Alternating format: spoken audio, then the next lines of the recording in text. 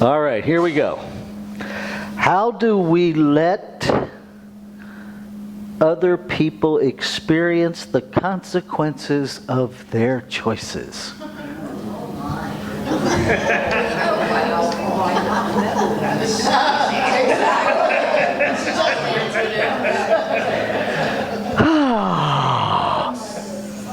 Let's take a breath together.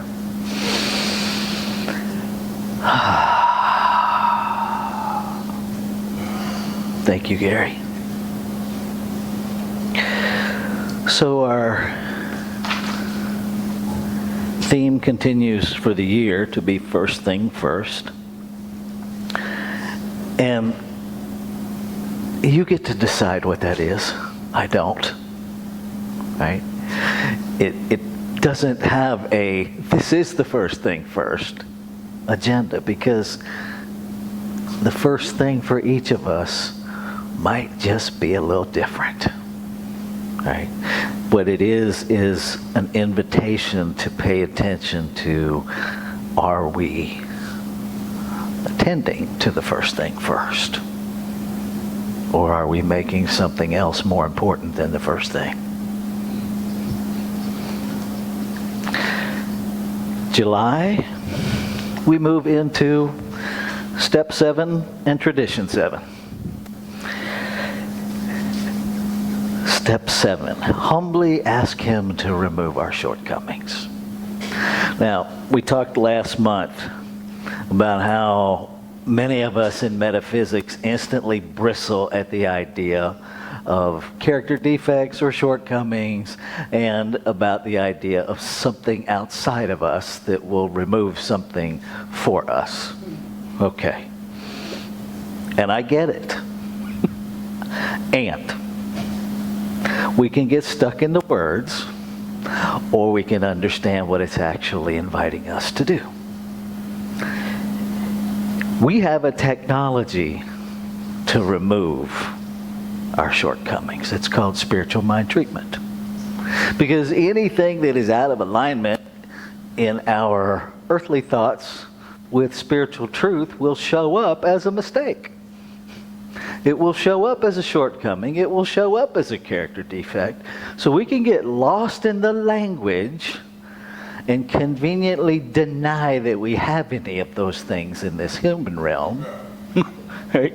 When we talk about we're whole, perfect, and complete, we are.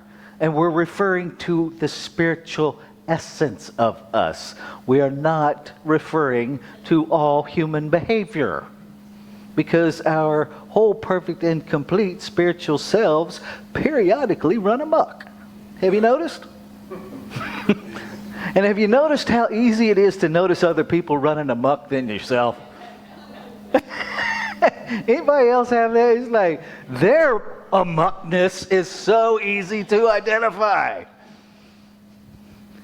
Well, mine is too, if I'm willing to look at it, because here's the difference. I actually have to look at them. I actually have to engage with them to see theirs. Mine is with me all the time. Okay? Anybody have cats in the litter box thing, the whole go nose blind? I think we go behavior blind with ourselves. Right? I think we engage in our behavioral habits so frequently and such ease and comfort that we stop even seeing what we're doing. Maybe it's just me, but I think that's available for us to consider. So this whole, and I lay this out on the study guide, because last month we got to ask ourselves about character defects, and I invited you to consider 4 what-ifs. What if defects of character are simply areas where we are unaware of our essential perfection and completeness? What if that's all it is? What if that's the only shortcoming, is that it's unawareness? Right? What if our defects of character, shortcomings, are simply areas where we have deserted or revolted against our essential perfection and completeness? Because it doesn't happen by accident. Although we would like to default to that sometimes. I accidentally. Right? My favorite is when someone walks up in the middle of a conversation and says, "Excuse me, I don't mean to interrupt." I'm like, "You accidentally interrupting?" But just pay attention to how we condition ourselves to be ignorant and deny our own behavior. You do mean to interrupt me. And when I do it, I mean to interrupt you. I'm not walking up to you by accident. I'm not asserting myself by accident. There's an intention. What if we own that? Hi, I recognize that I'm interrupting you, and I'm doing so because I need to ask this. Well, that's a whole different communication, isn't it? What if our shortcomings are simply inaccurate defining qualities that we have assigned to ourselves and others? What if? What if our character defects, aka shortcomings, are simply habits of belief and behavior that mentally separate us from the reality of our origin, the spiritual foundation of our character? What if? See? But we have to be willing to ask the question in order to get the answers. Right? The slipperiest slope that I know of is certainty. Right? Those places where I know. See, I can't even say it anymore without laughing, because right behind it is, what I know is that I'm unteachable now. That's what I know. That's the only certainty I have, is that those fist-banging areas of certainty are where I have slammed all the doors shut, bolted all the windows, pulled all the shades, and I'm sitting in there by myself screaming as loudly as I can, la la la la la la la la la la, because I am unteachable, unwilling to hear or consider anything else. Why would we not want that removed? When we think about humbly ask Him to remove our shortcomings, what shortcoming would we like to keep? Which one are we so invested in? Yeah, you can have these. I'm keeping this one. And if we're being honest, we all have one. We all have those little indulgences, those quiet, self-righteous things that, like in the middle of the night when you talk to your TV and you think nobody can hear you. Those. See, some people know what I'm talking about. That particular commercial or product comes on, or you happen to catch a glimpse of the news, and now you're the only one there, so you're free to voice your opinion. Those, right? If we're being honest, we enjoy those. What if it's okay that we enjoy it? What if it's okay? What if we don't need to vilify ourselves? What if we don't need to be miserable to let go of something? Right? Here's what I can tell you about humility that I have learned. Humility is a practice of understanding and really leaning into an experience that I am no greater and no worse than anybody or anything. That is humility. The other thing that I have learned about humility is that where all of the areas where I refuse to practice humility, humiliation will take its place. I can choose humility or I can choose humiliation. They're very similar words with very different experiences. When I choose humility, humiliation isn't even possible. It's not even possible. Because humiliation comes, in my experience, are those moments where, for whatever it is, I have put myself out here in a way that I am untouchable. And someone has pointed out publicly that not so much, Rev. Right? It's those places where my arrogance, it's cut off at the knees. It's those places where my false courage gets outed about how much fear is really behind it. If I understand that I am no greater and no less than anyone else, I don't need those moments of bravado, because I don't need to cover up my normal human fear. See, when we understand the playing field has always been level, right? How many of us talk about we just want to level the playing field? It's always been level, beloveds. We're the ones that create the bumps and the humps. We're the ones that create the gauntlet that we're running through. Are there things happening on planet Earth that we disagree with? Yes. Yes, there are. But who's deciding which ones to struggle with? Who's deciding which ones cause us the pain and which ones we're okay with? I'm pretty sure we are. And I'm pretty sure that if we approached... Yeah, okay, Ernest, I'll go there. Every once in a while, I just get these delightful downloads. If we approached humility the same way we approach our gear shift on our vehicle, it actually says this in this thing called you. The energy that makes when we have it in drive, the energy that moves it forward is no different than the energy that moves it backward when we shift the gear handle to reverse. Right? But we are in this space of looking at our country as if there are two different energies, one that moves the vehicle forward and one that moves the vehicle backward. It's the same energy. It's just a different place on the gear shift. It's a different place on the drive column. But it's the same energy. And if we tell ourselves it's a separate energy, then we are choosing to anchor our thoughts in duality.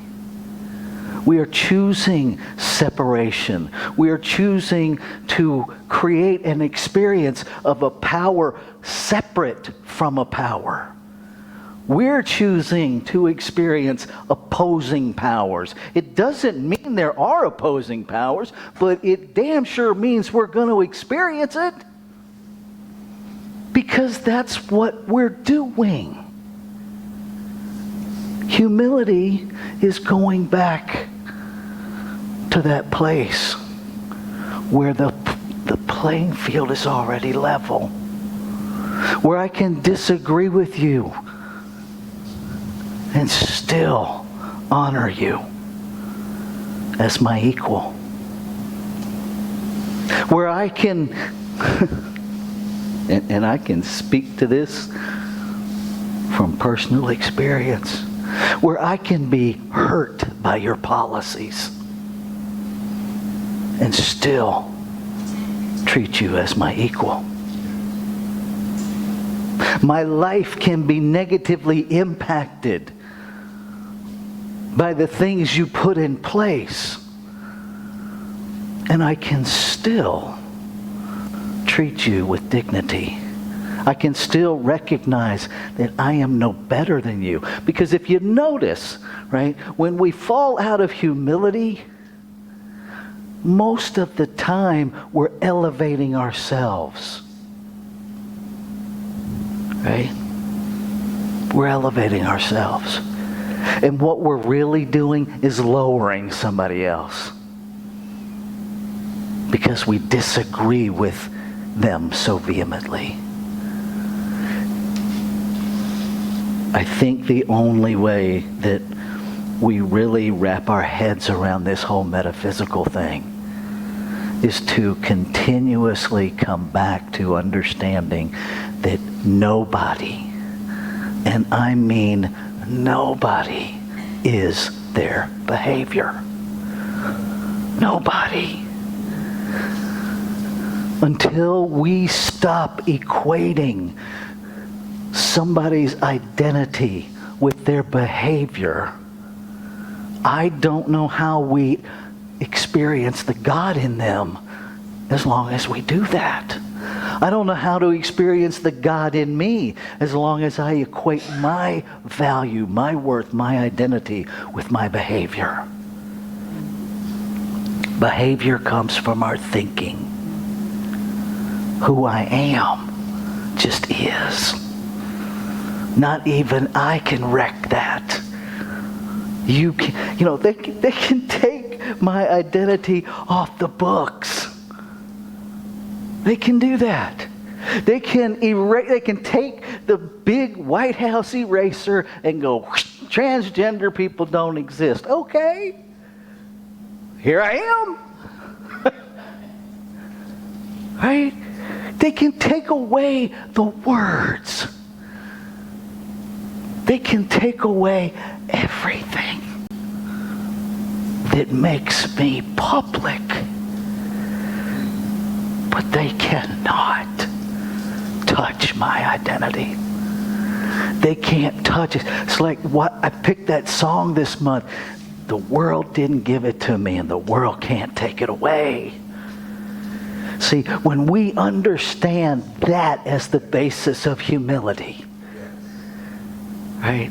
You don't need to be humiliated, and you don't need to humiliate anybody else to teach them a lesson. Thought I was going to forget this, didn't you? Here's the thing. How do you let other people experience the consequences of their choices? Start by experiencing the consequences of your choices so that you know what it looks like.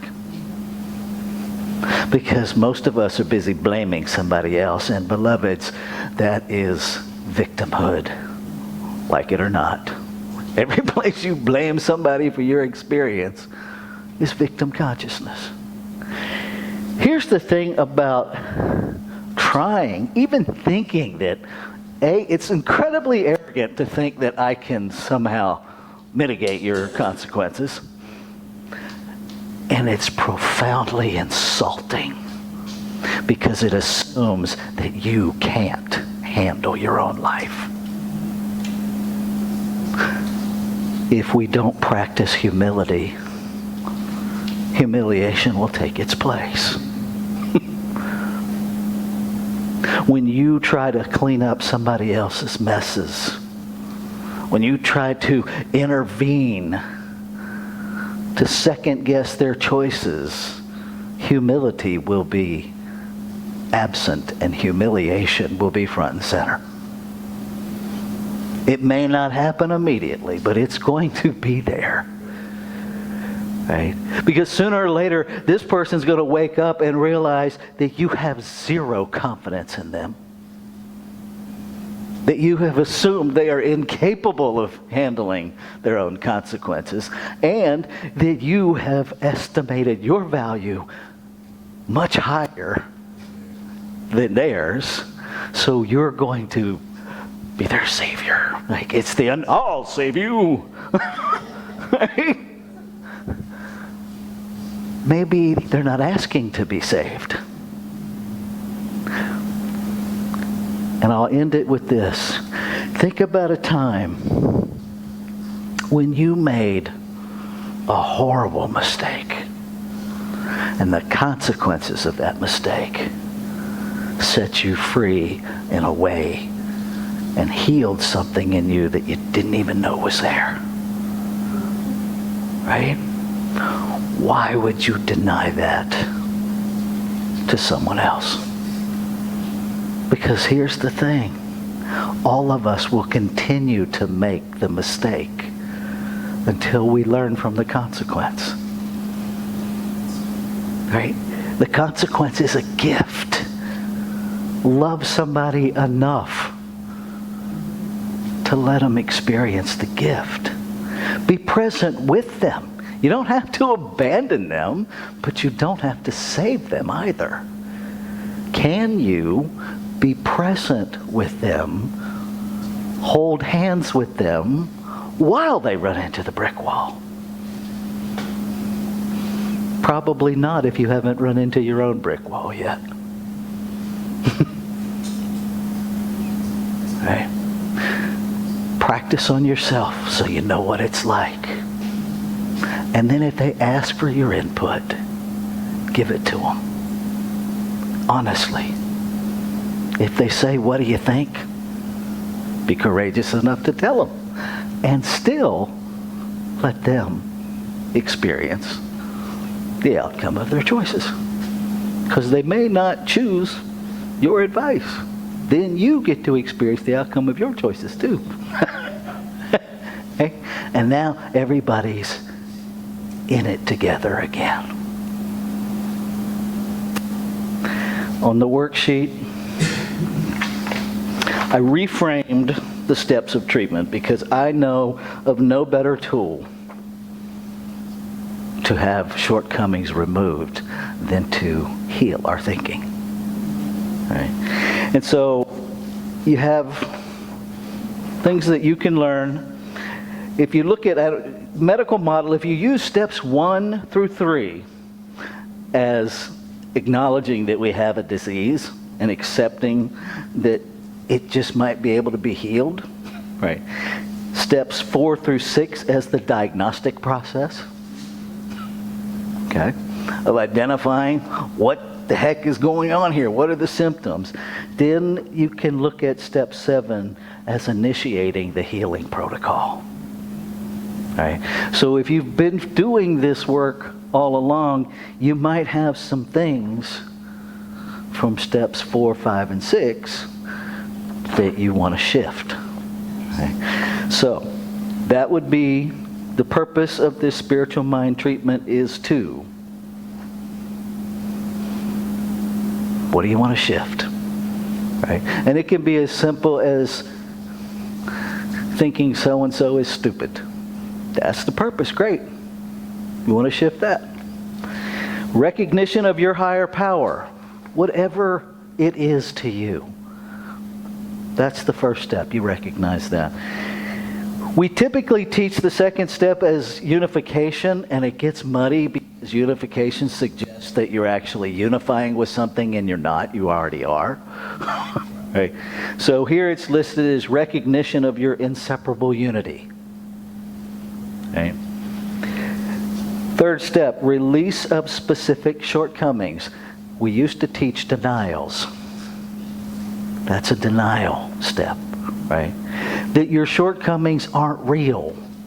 That you're really experiencing them, but they're not the truth of your being. So release those. Let them go. And in its place, the next step, declaration of your authentic spiritual self. So we recognize, okay, this is why I'm doing this treatment. This is how I understand the infinite, whatever you call it. I am one with it, inseparable from it. I release. I declare your authentic spiritual self, whatever you see that as. And then recognition and celebration of the activity of spiritual law. Because law, before you even get it out your mouth, the activity of law has already made it so. So celebrate that. Recognize it. Educate your brain that this is how it works. Train your thinking. And then release your prayer and claim your healing.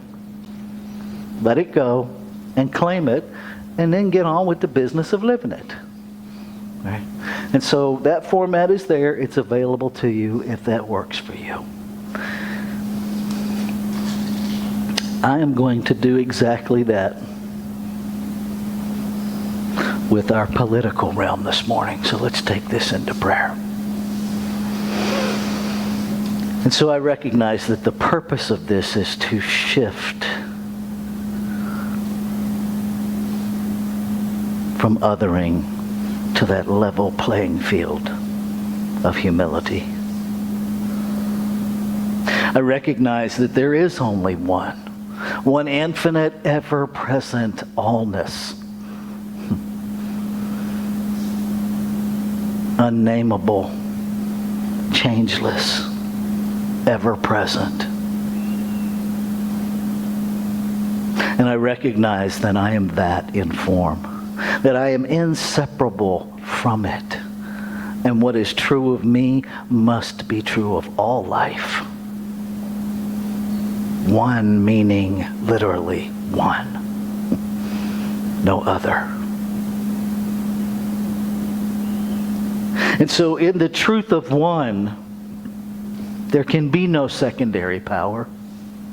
There can be no oppositional power. There can be no sides against another side, because in one there are no sides.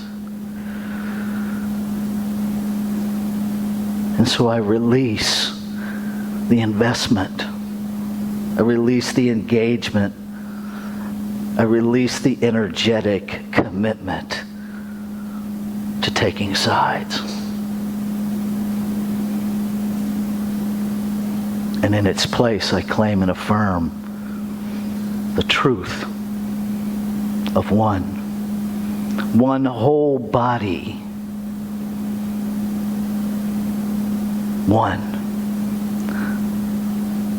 one body of specialized cells, each with its own identity, each with its own soul print, each with its own function in the operation of the whole.